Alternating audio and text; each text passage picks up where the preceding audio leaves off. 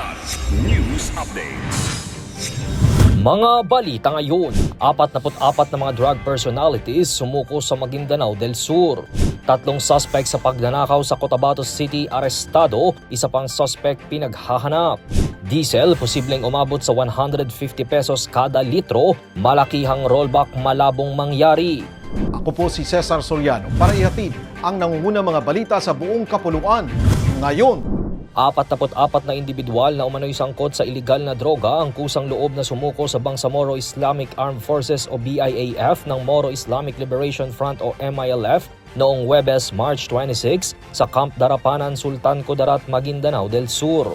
Kabilang sa mga sumuko ang mga hinihinalang user, tulak at runner ng iligal na droga sa gitna ng pinaigting na kampanya kontra droga ng BIAF-MILF Task Force alinsunod sa direktiba ng MILF Central Committee. Naging matagumpay ang pagsuko dahil sa koordinasyon ng mga barangay official, Philippine National Police at mga puwersa ng MILF. Sasailalim ang mga sumuko sa rehabilitation program kabilang ang livelihood training at values formation upang matulungan silang makabalik sa maayos na pamumuhay. Binigyang diin ng MILF na ang hakbang na ito ay bahagi ng kanilang pangmatagalang layunin na makabuo ng mapayapa, matatag at drug-free na komunidad sa Bangsamoro.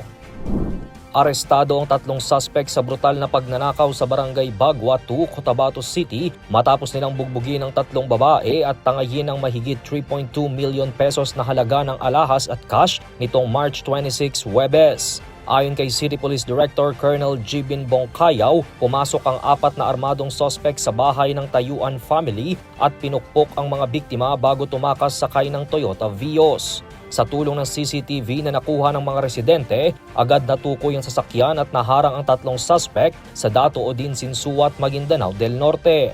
Patuloy ang manhunt operation laban sa ika-4 na kasabwat. Nagpapagaling na ang mga biktima habang nagpapatuloy ang masusing investigasyon ng pulisya.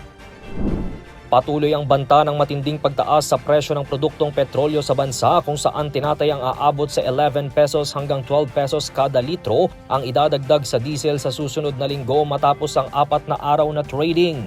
Kung magtutuloy-tuloy ang ganitong galaw, maaaring lumampas sa 140 pesos kada litro ang regular diesel at posibleng sumirit sa mahigit 150 pesos kada litro ang premium diesel.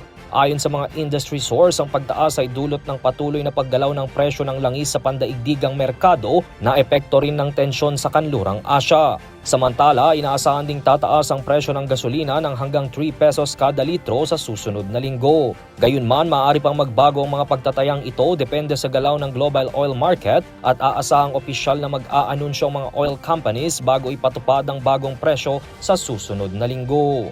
Para sa Kidlat News Channel, ito si Jai Reyes, nag-uulat. ako po si Cesar Soriano, kasama nyo sa bawat pagputo ng balita.